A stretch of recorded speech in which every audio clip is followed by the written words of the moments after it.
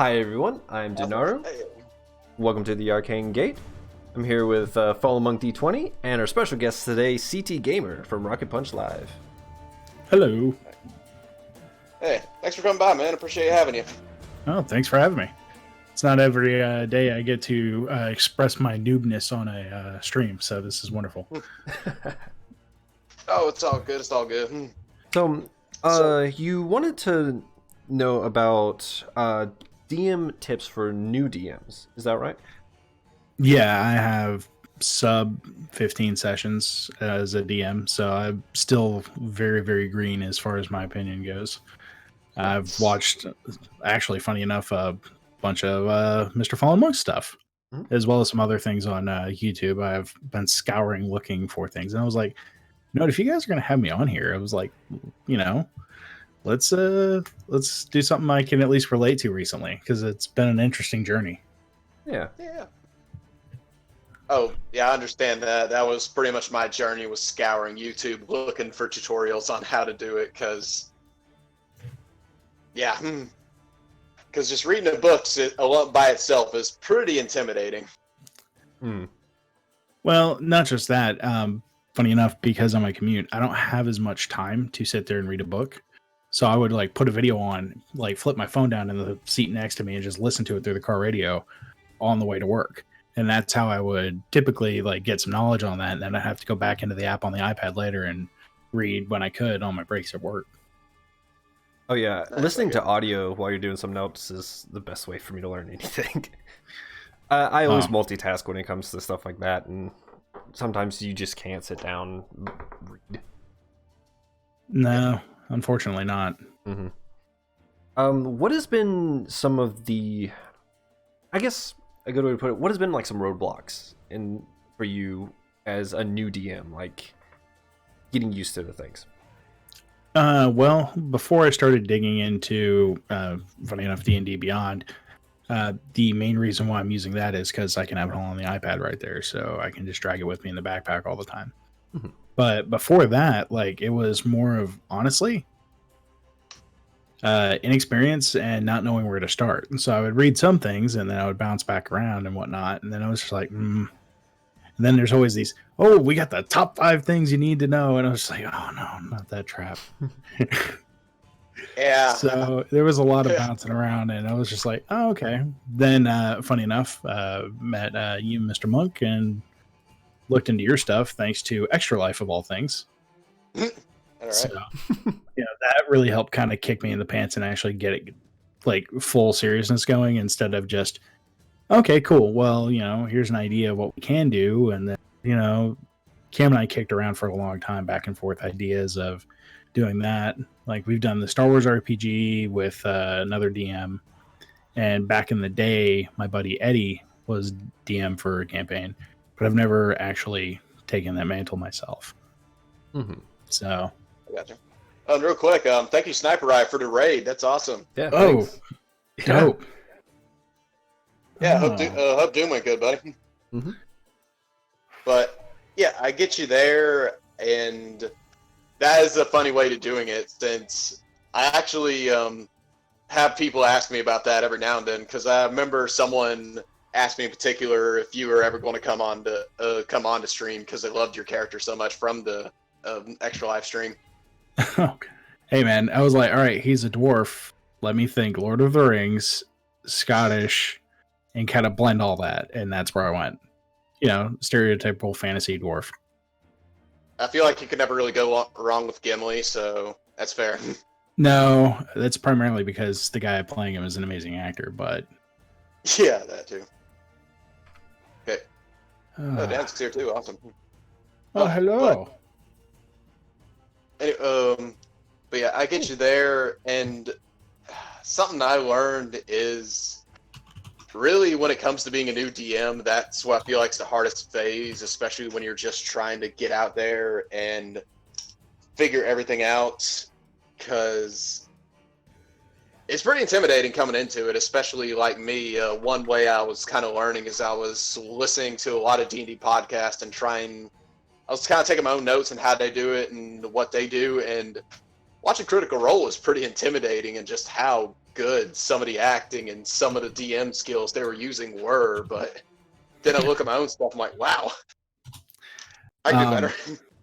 Well, I would never compare myself to Matt Mercer, period. No, that's what I was trying to build into is a trap I noticed a lot of people do is they try and compare themselves to other people, and that is only going to make yourself feel down when you compare yourself to anyone and anything. So that's something I learned. Sorry. That was good. So that's what I learned is a good trick for me is get the basics down, then just keep DMing and figure out your own style and figure out what works for you. No, yeah, I couldn't imagine trying to compare myself to a professional actor anyway, because voice acting is acting. Mm-hmm. Yeah, it really is. Yeah, my thing is, I know for me, the biggest, I guess, scare into like going DMing. I haven't DM'd yet, full discretion, but I feel like I'll be fine once I start. But my thing is, I like to prep before I actually prep, if that makes sense. I like to learn source material, read over like the different monsters that could be in the monsters manual. Not personally for learning the stats and memorizing, but to get the idea of what character or what monsters are already out there, so that I could just throw together something if need be like, oh, this creature already exists. I can look at it as like, all right, does the challenge rating match what my party is at the moment? If not, all right, let's look for some other stats from another character, but let's keep this. And most importantly, as a DM, I feel like the important thing is knowing your world, whether it's a homebrew or a module. You want to kind of know what your NPCs would react to, because your characters, your players, could do anything. So it's best to kind of use that knowledge to fully understand the character to roll with the punches. True. Yeah, I get that, and that's why I really recommend doing your own world sometimes, because if you really like writing and like getting into the characters, I feel like it's a lot easier to do your own settings, or at least take an actual pre-written setting and make it your own in ways and make the characters your own. Don't go strictly by the book.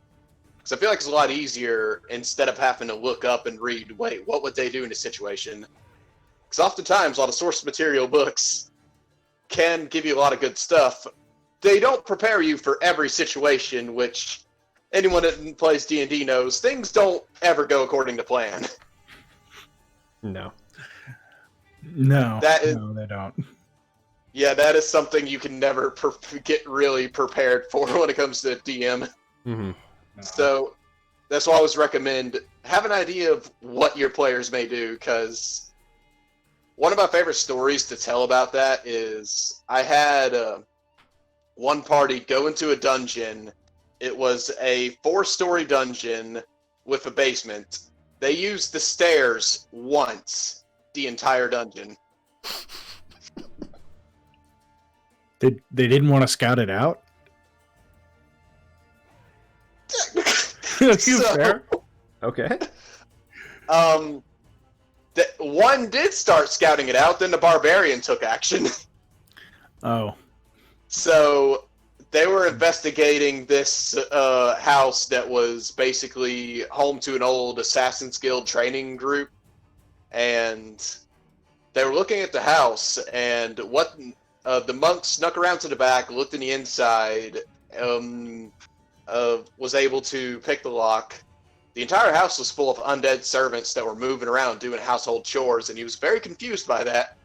Then he hears something break on the other side. He goes around the barbarian, threw a rock through a 2nd-story window, then threw a grappling hook through the broken glass, and decided the front door must be trapped, and climbed to the 2nd story. To clarify, there's a balcony on the 2nd floor as well, but he went through the window. And doing that triggered a trap.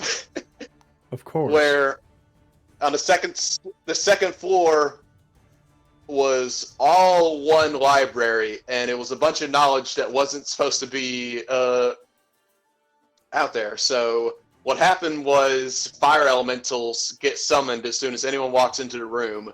There's a command word you say to get them to go away, but they had no idea about that.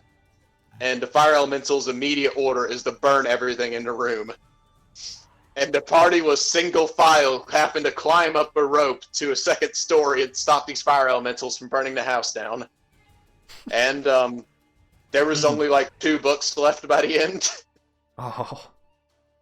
Yeah, there was a lot of good stuff in there they missed.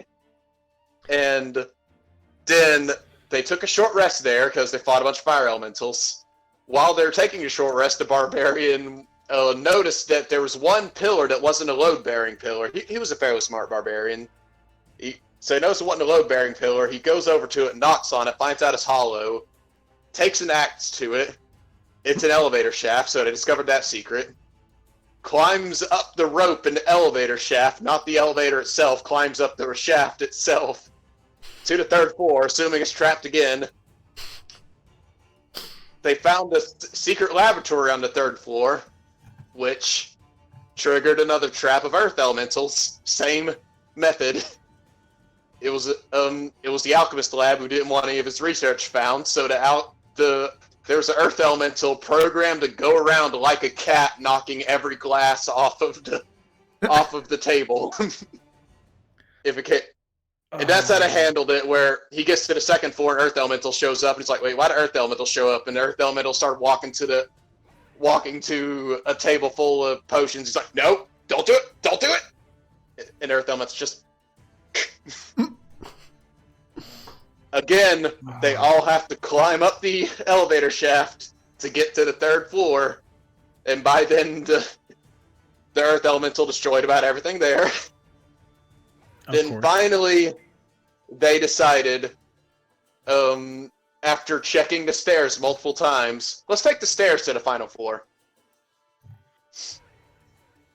And that one wasn't trapped. It was the boss room. So smart but not wise, barbarian. He was wise too. He just did things. Yeah. That's just my favorite. That was just my favorite story to tell, where it's like, how do you plan for a session? I'm like, I don't. I don't feel so bad anymore. Yeah. Yeah, I love telling that story because people are like, they didn't use the stairs? How? And I explain it, they're like, oh god. Mm-hmm. So yeah, that's... To add to everything, they also one-shotted the boss because the Warlock rolled a crit and Eldritch Smited and did like 10d8 of damage in 1 round. Mm-hmm. Yeah, the campaign I'm currently DMing, I have a guy who... he's a rogue, and his thing is sneak attack everything, but he's a kobold. And so it's just... Oh, that's good.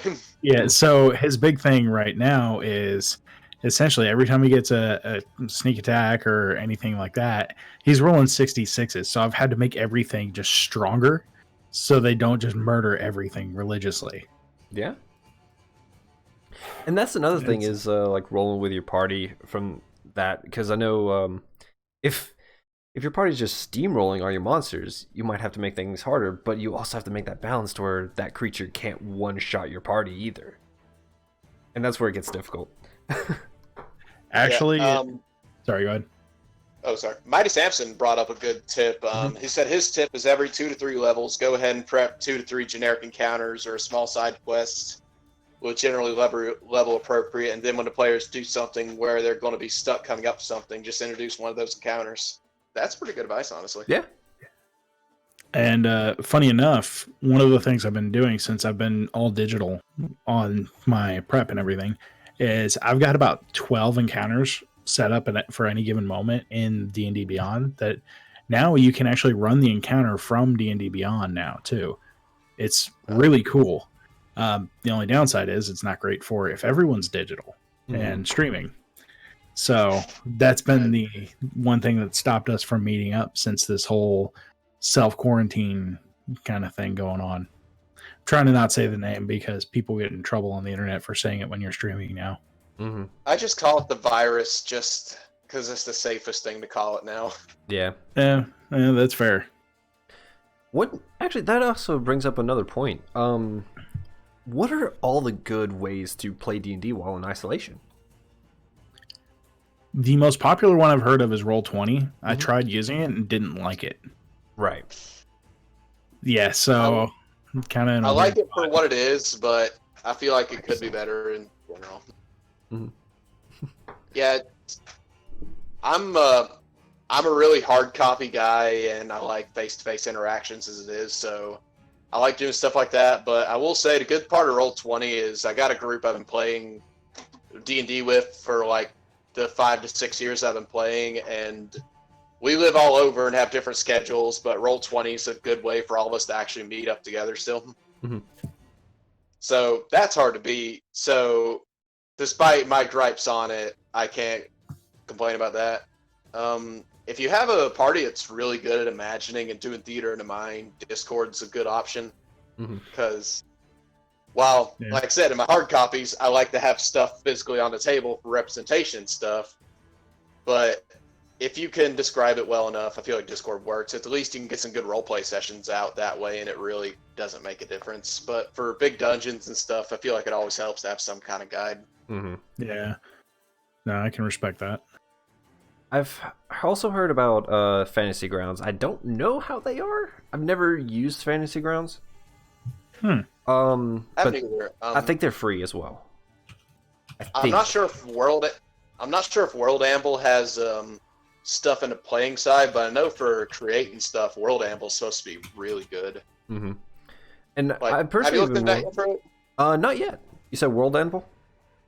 Yeah, it's at least it seems to be like the map making tools seem to be amazing because you can basically make your entire world on the site and also put like Pantheon and notes and stuff like that all in it.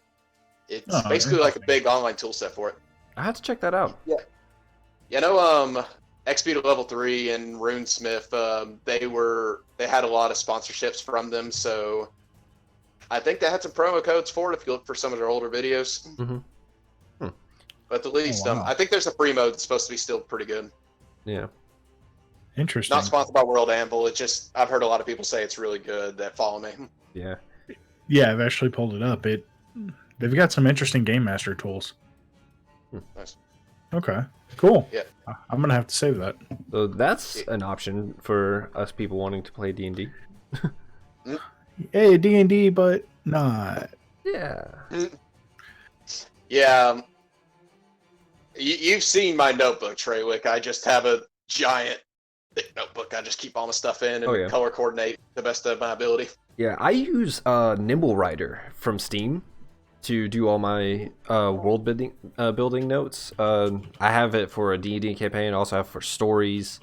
Nimble Writer, it costs money though, for like a word, a word program, but it's really good organization because you can have tabs, add a picture of like what it looks like, have character notes, deities, worlds, maps, and even write a story on the other side of the page.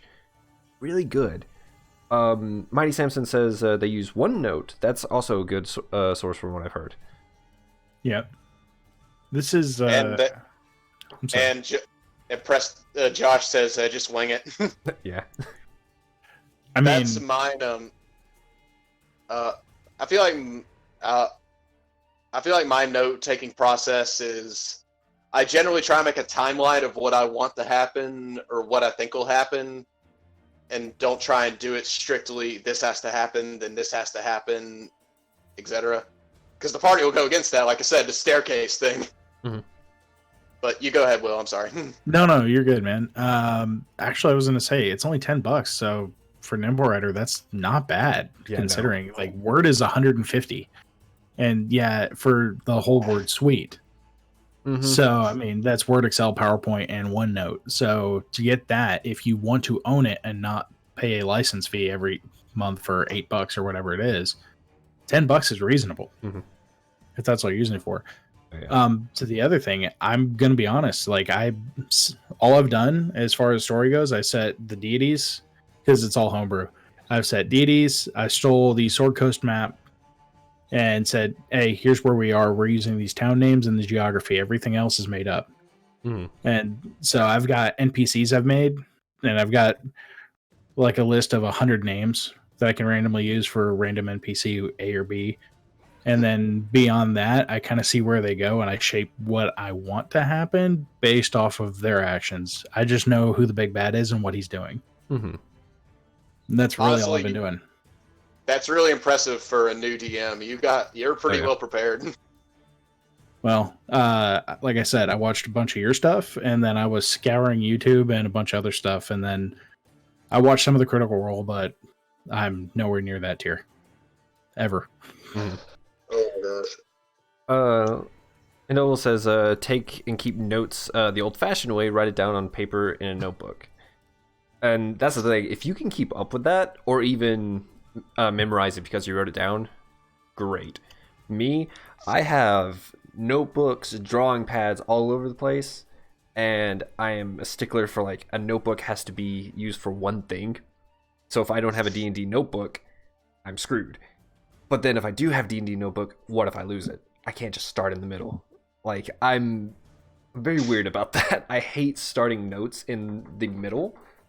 So if I have to take notes for a campaign, I have to take from the beginning.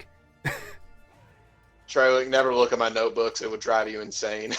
It probably would. But the sad thing is my thoughts would not be in chronological order either whenever I'm taking them. So therefore, it even bugs me even more because I can't write from the beginning if I don't know the beginning.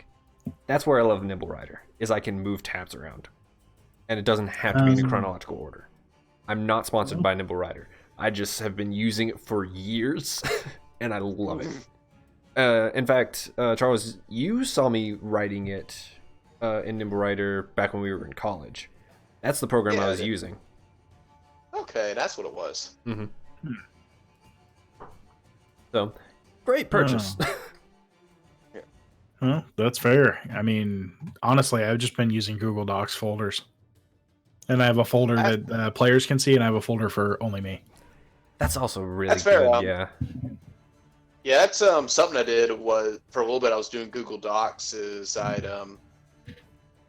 most people are from, I did a Google Doc for every territory that people were from in the last campaign, and I'd send them a link to it for what they'd actually know. So that way they could go back and look at it later. Yeah, that's cool. Yeah, that was a pretty handy tool to use. Other than that, I kept like my very important notes in my own personal notebooks, but anything like that they could see, like general knowledge and stuff, I'd put in one of them. Gotcha. Yeah. So we got all those of like planning and storytelling. Now the big question about remote play that I've been having is, what would each of you suggest be the best map for isolation play?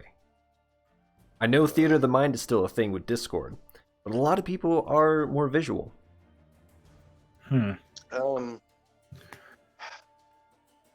Honestly, yeah, that's a hard one. I feel like Roll20 is your best option for that, if somehow, unless you could somehow move the pieces around in World Amble. Yeah. I know I've been wanting to test out, what's it called? Tabletop Simulator. I haven't heard that one, actually. It's on Steam. It's fun. You can get so many different games, and I have downloaded a bunch of different D&D pieces, as well as like D&D boards. And you go into it, and you're playing on a simulated tabletop.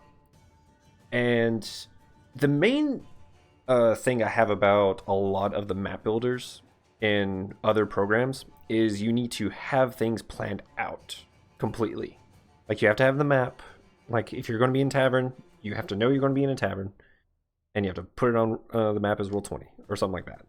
Or if you're wanting to be like have an encounter, you have to know what the players are going to run into ahead of time. Me, I like to be more fluid, and that bugs me. Yeah, that was one hiccup I saw with Roll20 is, like I said, you never know what the party's going to do when they may instigate a counter. And I know sometimes they'll put the campaign to a halt when my DMs trying to download a map that we could use because we instigated an encounter when we weren't supposed to. Mm-hmm. And that I feel like there needs to be something there. That's something that is missing in the D&D market, is a good instant customizable map. Unless you can come up with something to use on Discord, or you know, if you have to bring out MS Paint, you know, something. I've recently saw, because I was actually digging into a bunch of online D&D stuff, and I saw an ad for like an online whiteboard kind of thing that people could use. I'm trying to remember the name of it because it seems like that may be kind of a close simulation to what we need. Yeah. I know. One I looked at for a while. I think it was called Pyromancer. Is what it's called.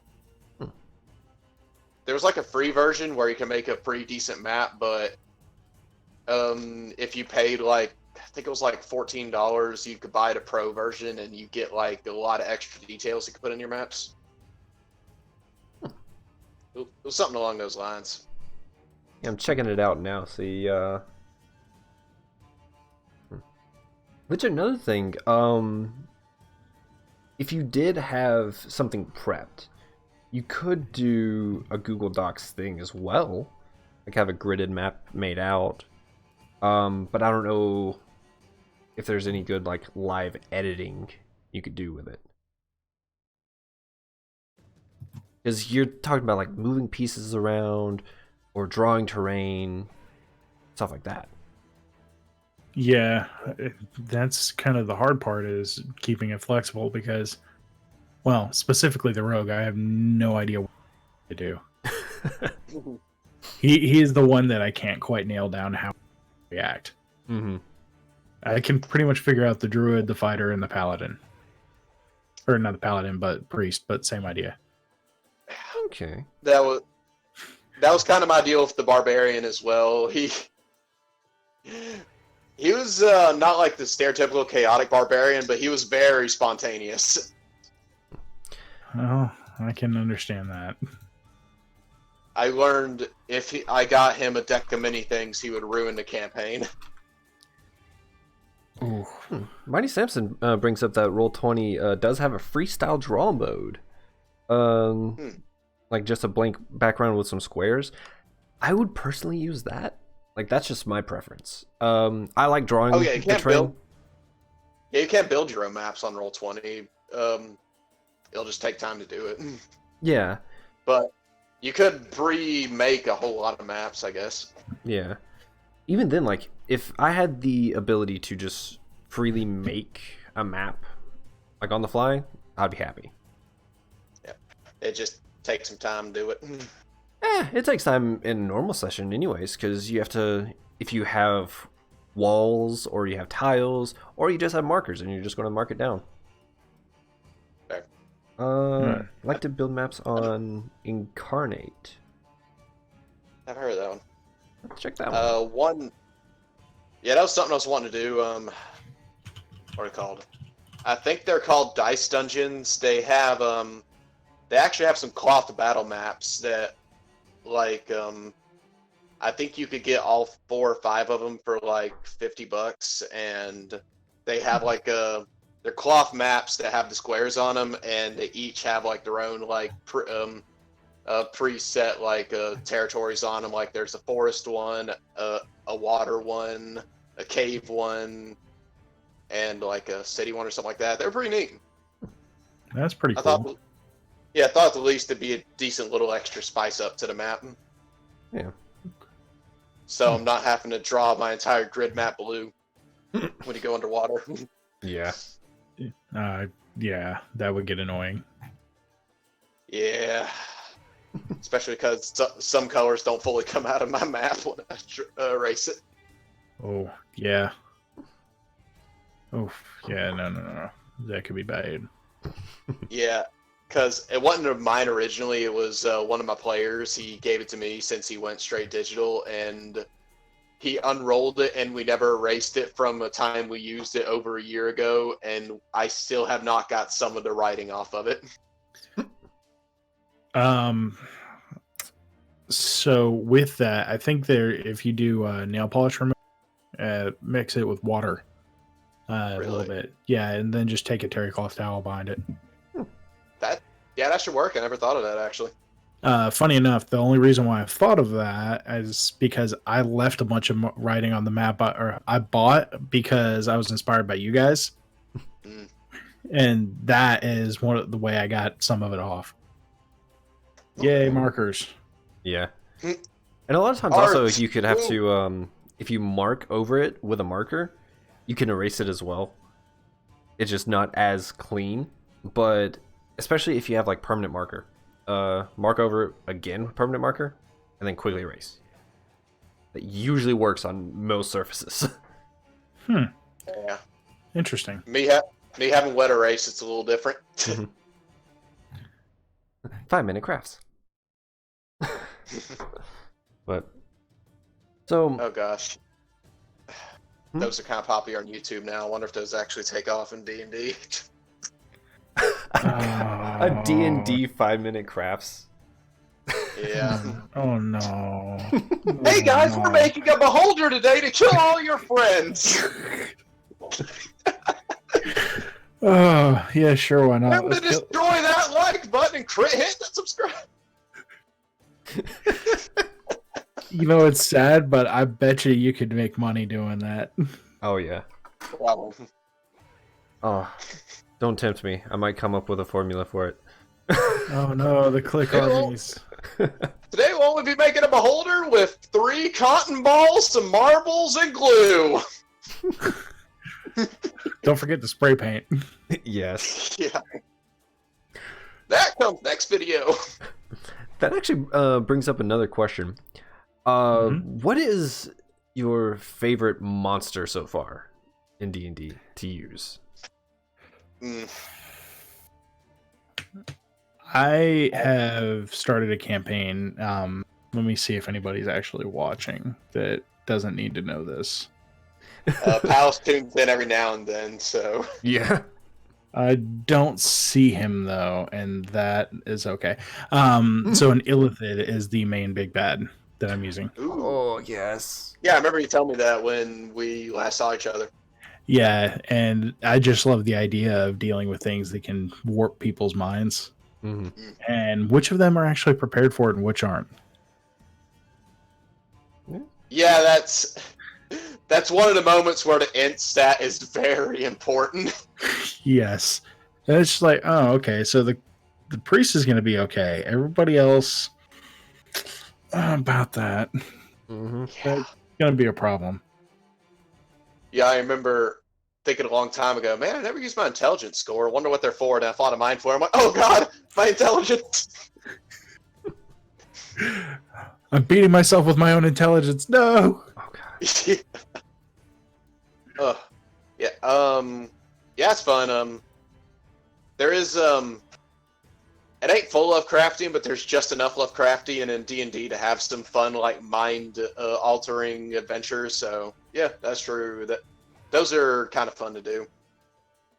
As far as I'm a sucker for dragons. Like, I've always loved dragons from a kid. Like, I'm that basic person that Charizard's still my favorite Pokemon.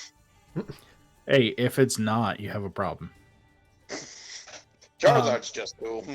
Well, I don't know, and I'm sorry to get off topic here, but they just announced today in that mini direct that the Gigantamax version of Charizard is going to be available in raids on Pokemon Shield. Ooh, boy. Pokemon Sword, it's a different Pokemon. Oh, sorry, bud. That's all good. Trey, do you have Shield? Yes, I do. I will trade you about anything for it. Whenever I actually like jump back on Pokemon. Oh, because that's another thing. Like we still have like an entire Pokemon League to do.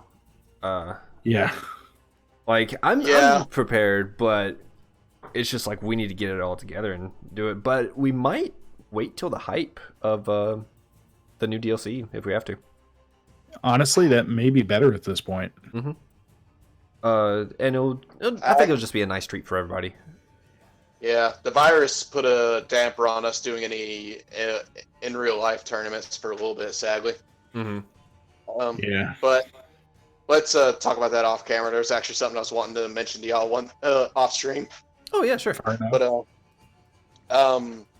Endival Games makes a good one. Rimmerazes are really cool. Like in one of my quarantine days, I just watched most of the Tremor movies, so I have a very new appreciation for purple worms and Rimmerazes. Mm-hmm. If you've never seen one of them, Will, look them up. They're awesome. Oh, interesting. Yeah, it looks Yeah, kind of kind of creepy. Oh, they are, and they particularly live in icy tundras, and the reason for it is their body's internal heat is so hot they're able to live there, but doing damage to a melee damages you because of how hot they are. So, in other words, you need a wizard. Yeah, it's recommended to deal with them at range. But good old Tremor Sense and all that fun stuff, they come for you. Oh, hero! Ooh. I am here to destroy you. The swallow Yeah. is a monstrous attack, which still triggers the heated body. Oh, They're rough.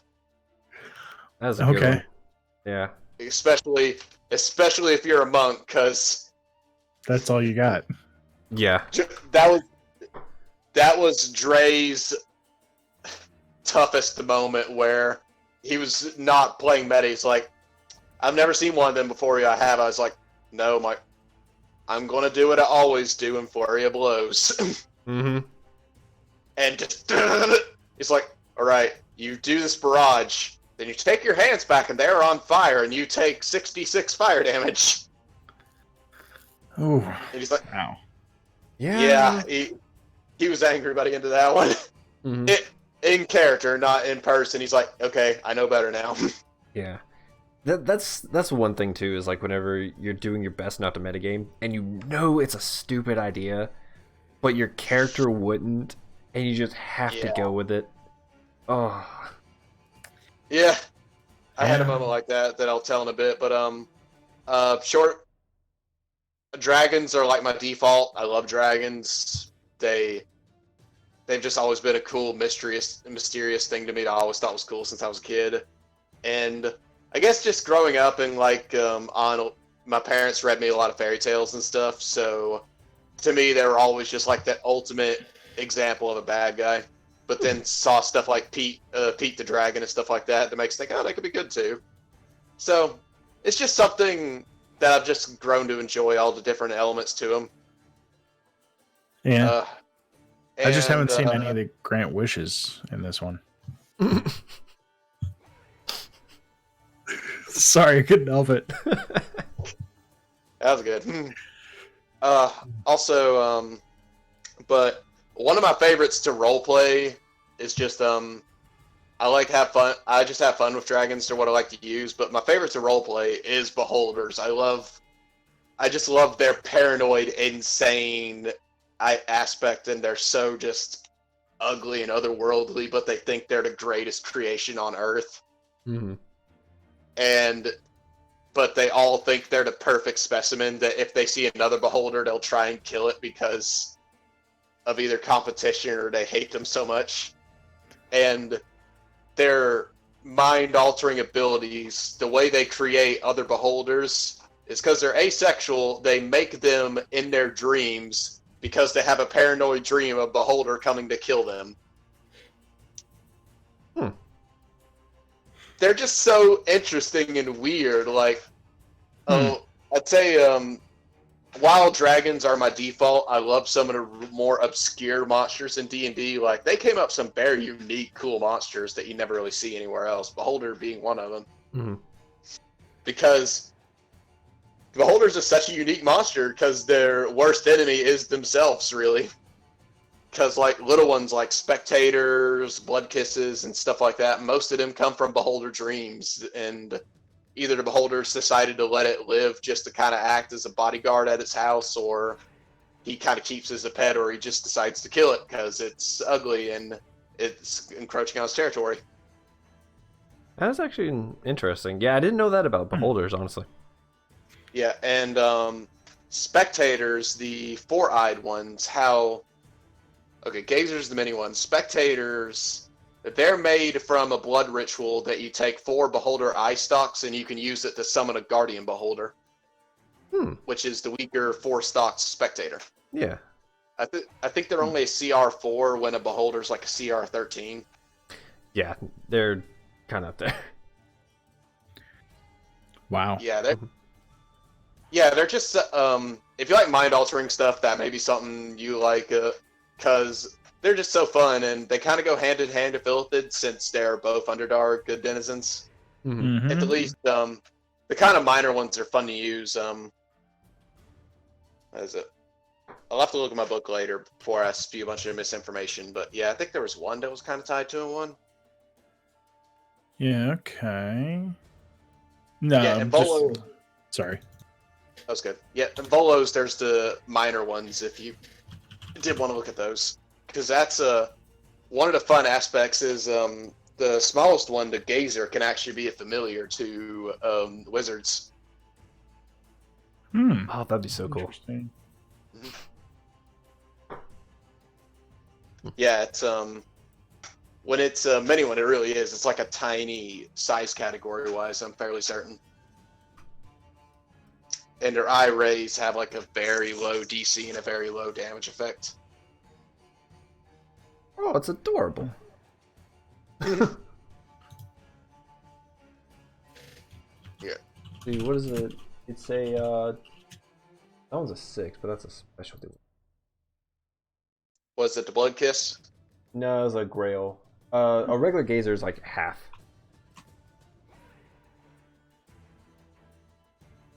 Yeah, that's actually pretty cool. Interesting. Yeah, Mighty Samson. Volos had a lot of cool monsters. It was a really good addition. Actually, yeah, I just pulled it up. Yeah. Oh yeah. So in this week, we're having our independent study time as we go over the wonders of beholders. Oh yeah. That's the one thing about being isolated is like we have all this knowledge right here in store, and we can just study on the spot. This is actually really cool. Mm-hmm. Oh yeah, yeah. That's the thing.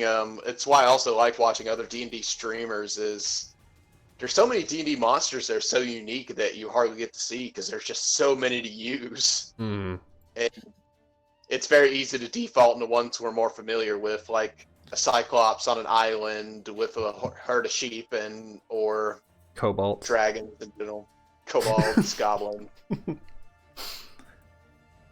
horde of goblins, all run by David Bowie. Yeah.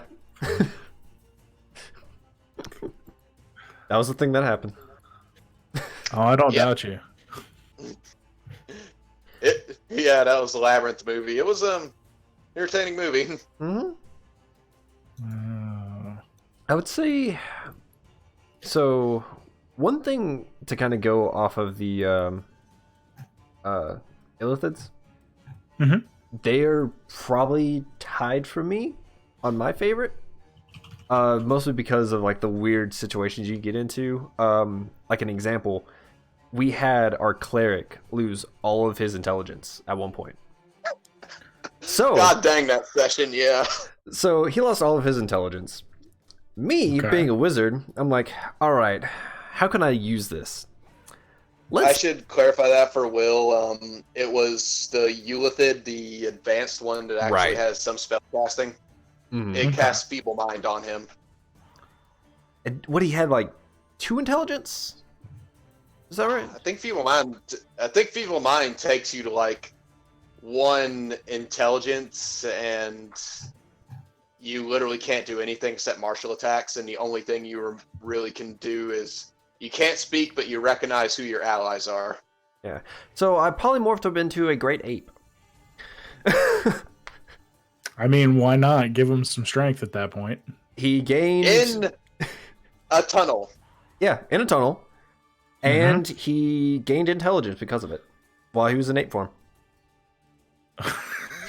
Because the ape was smarter than he was. Okay. And Well, so hey. much health. Oh, it was great. that was my favorite thing. Mighty Samson, I'm that cleric. Yes. Yes. All right, that's funny. That was a great moment. Oh. Yeah, that was my figured. Okay, going giant ape, and I'm like, wait, how big that Theta Dimensions of the cave are? Because as soon as he came out, everyone was clustered together. Everyone just gets thrown in every direction to compensate for an ape in the cave. Yep. But hey, I mean, well, we killed it. Like, we killed our enemy pretty quickly after that. Because that ape was strong.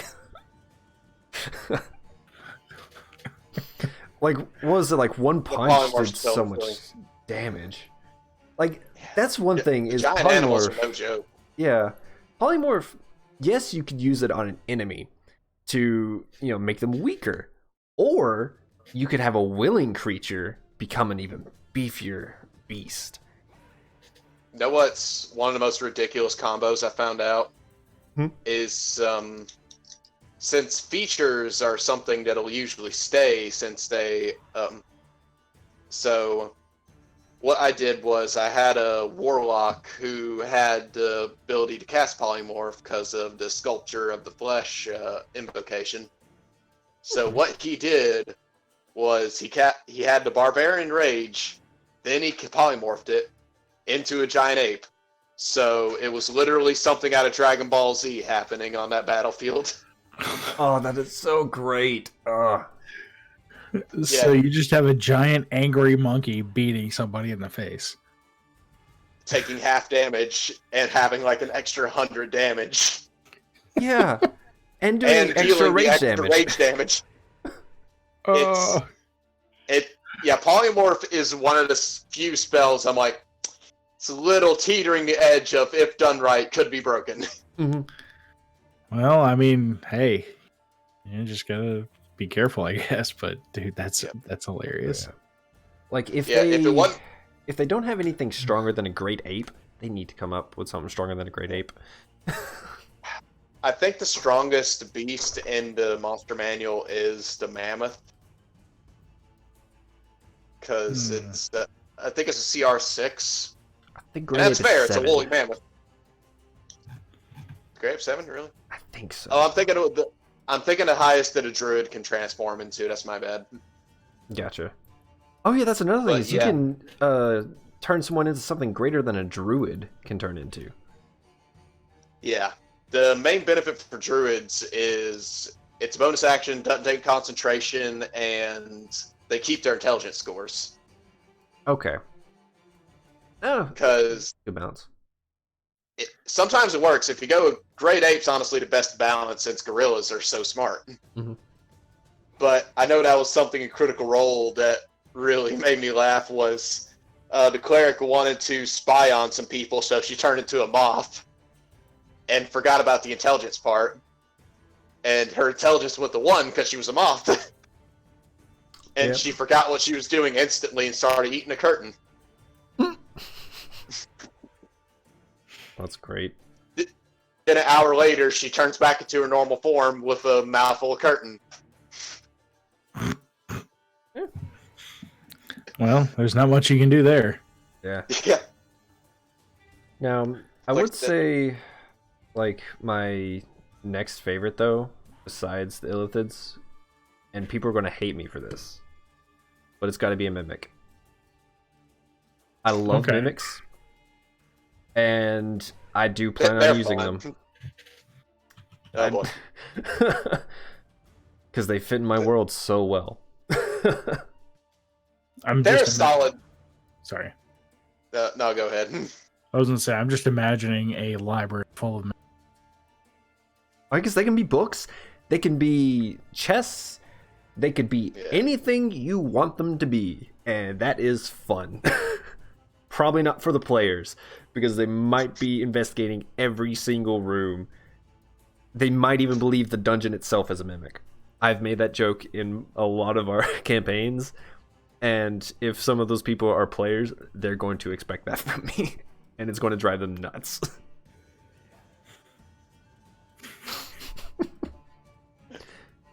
Okay. I nearly had a player die because of that. Really? There was a mimic that was a bed. Oh.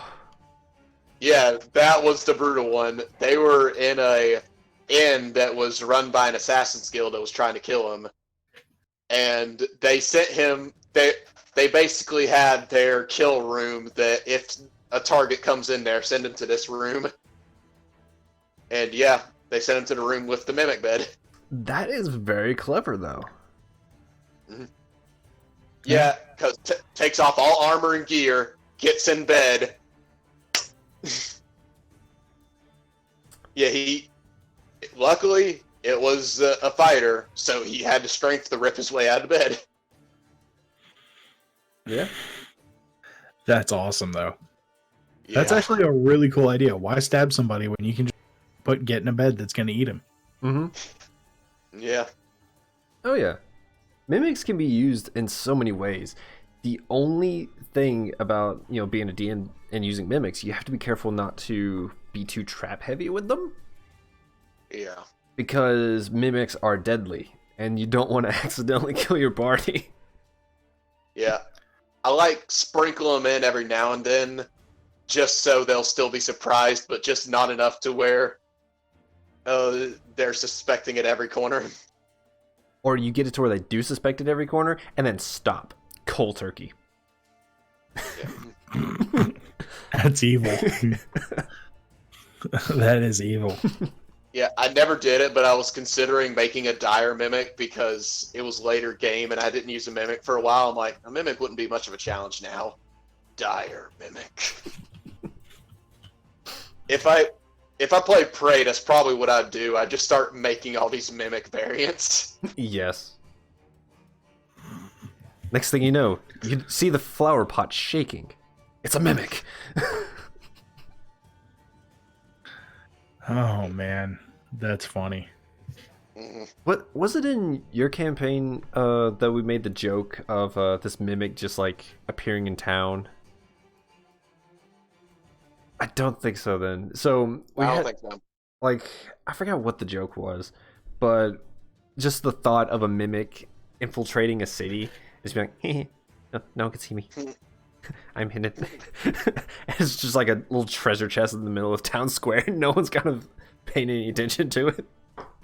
Oh, that would be bad. A mimic That was yours? Well. Yes. No, no, it wasn't mine. I just thought that'd be really bad if there was a mimic well, since that's somewhere everyone goes. Yes. Oh yeah, if you're trying to kill the city. Yeah, Ooh. and mimics do acid damage, so if the dimensions of a mimic could possibly make its own well at the bottom, but if it makes acid, Yeah, get you a cup full of that and see what happens. yeah. So it's like a mimic turns End of into all a bag settings of holding. campaign. Yeah.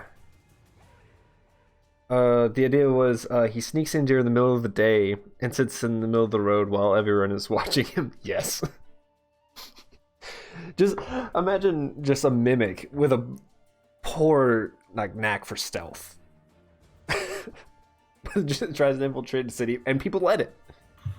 Because it's a mimic. What are you going to do? Just have a Dark Souls as well where it's breathing. Yeah. I mean, you could just get like a polearm and just poke it very hard repeatedly. Yeah. Yeah. Yeah. Oh wow! Before we get too far up, topic, Will, you got any more questions for us that you can really think of?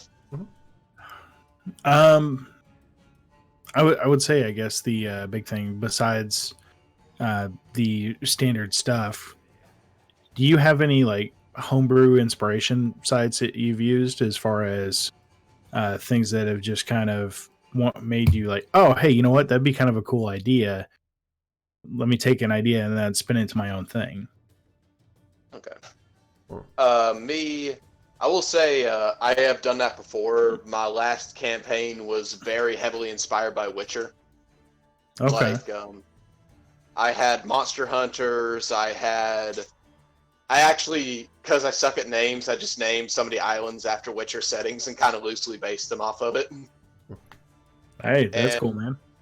yeah, yeah, it's I like taking things and making them my own. I haven't done it as much with this campaign. I'll just I like looking at things and kind of seeing different styles of it and kind of taking them and making them my own in a way. Yeah. Not really. While I don't think there's anything wrong with that. It's just more I kind of like taking ideas and just like, hey, that's pretty cool. Could I apply this to my own campaign and kind of workshop it around and think, how can I do this? Because Witchers, I just like the idea of monster hunters in general. So I was thinking, how could they work in a D&D setting when there's a lot of monster hunters already? So it was more making them where just basically they're kind of like respected researchers on them. That's how to really fit into the world setting.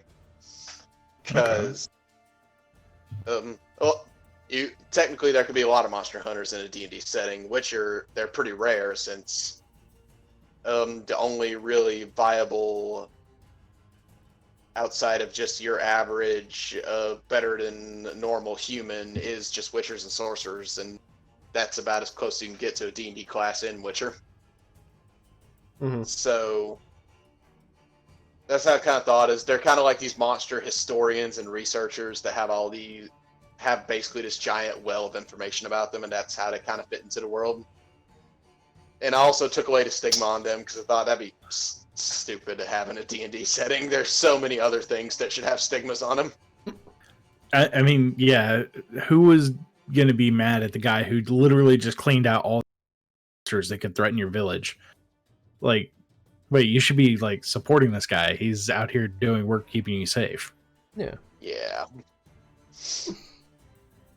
Yeah. So that's kind of how I did it. Other than that, one of the big inspiration I got in that campaign was very seafaring heavy, and One Piece is like my favorite anime. So got a lot of I just had a lot of sea travel inspiration from it.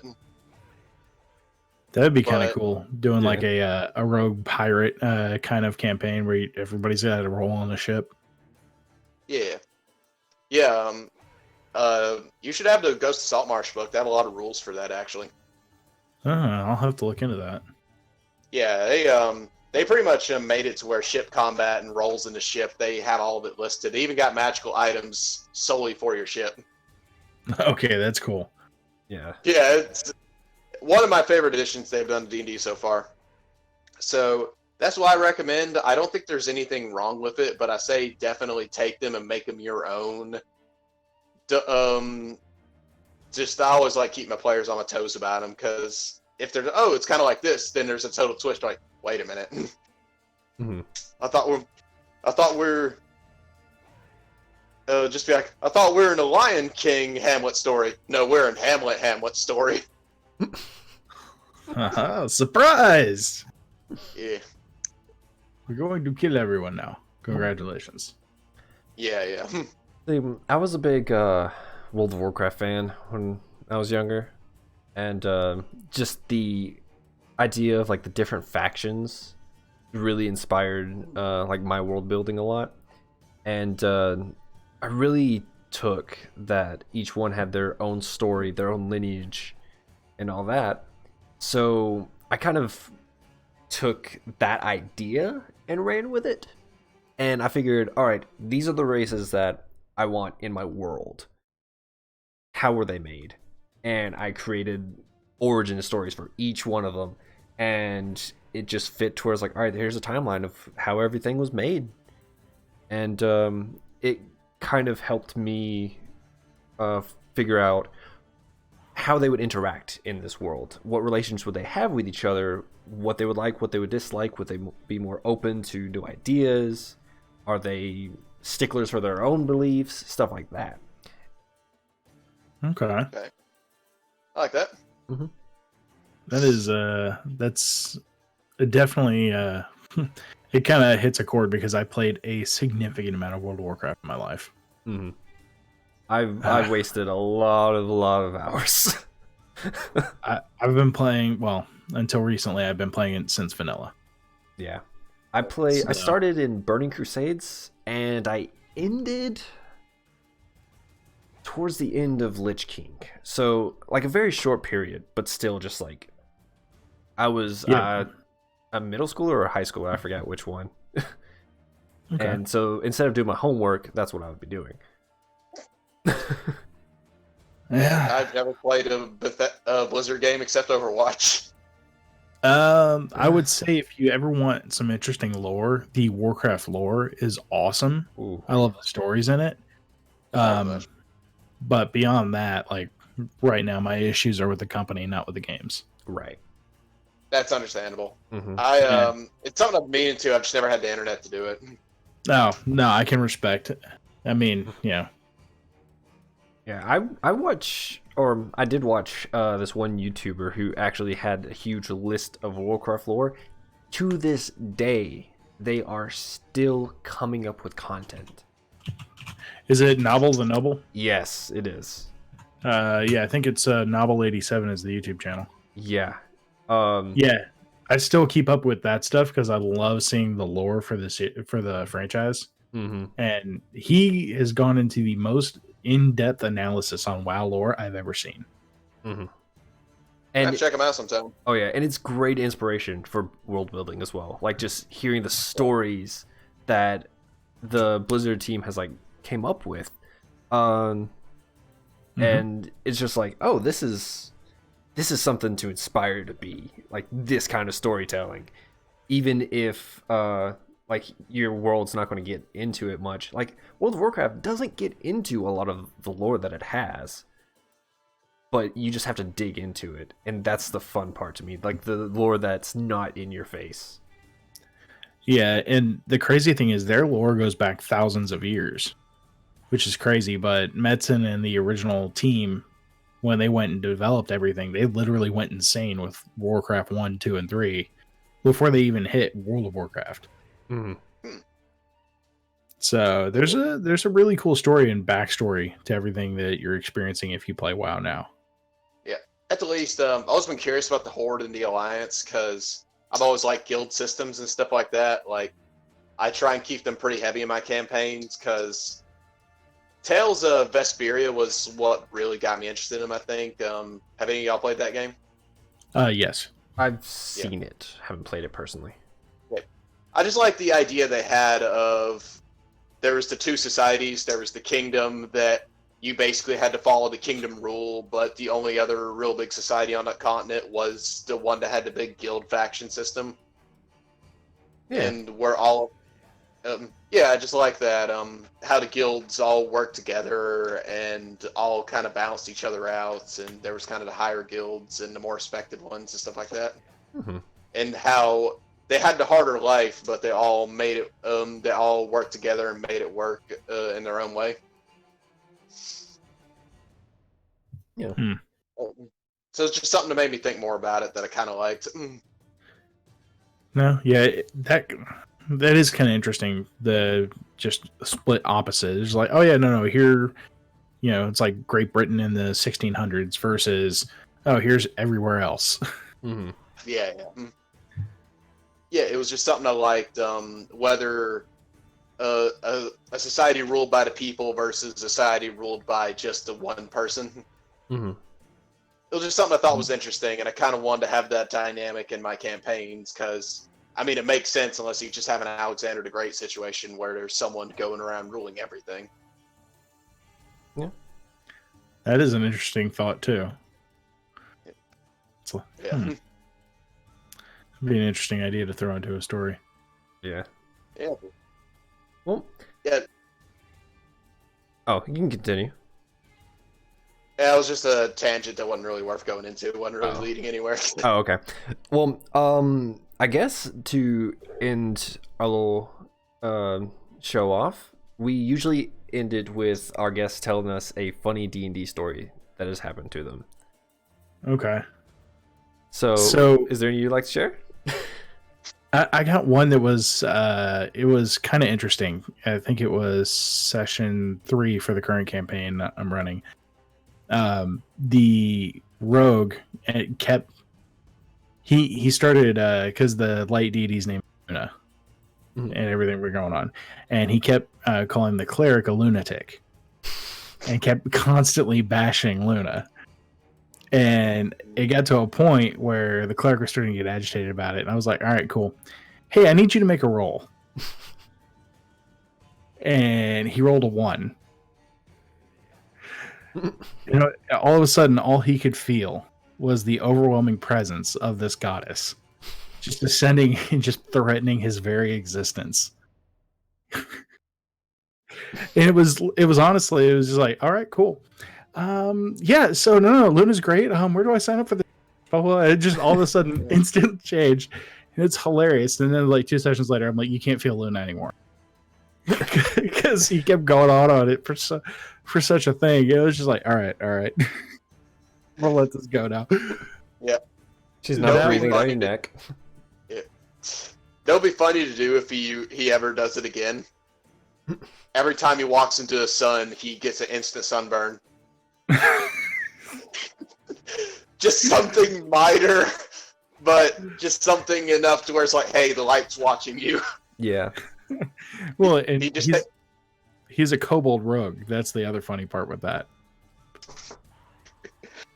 Oh, so he turns brown scaled for a little bit. Yeah. It was just funny. It's like, wait. Huh? Why do you keep bashing on this goddess when one of her people are right there? Yeah. You keep calling on her. It's like, Yeah. It's just funny stuff like that. It's great. All right. Well, I guess that about wraps it up for us. Thank you all so much for watching. Thank you so much for joining us. Oh, thanks for having me. Oh, and check out their stuff over at Rocket Punch Live. The stuff is down under his face on the stream. Is there anything else you want to plug while you're here? No, honestly, that's it. Thank you very much for having me, and I can't wait to see what you guys release in the future. Thanks so much. Yeah, definitely check them out. They got a great podcast. They got YouTube where they're be more active on reviewing games and stuff. Got some good stuff going on. Thanks again so much for watching, and we'll see you all next time. Bye, everyone. Bye. Bye.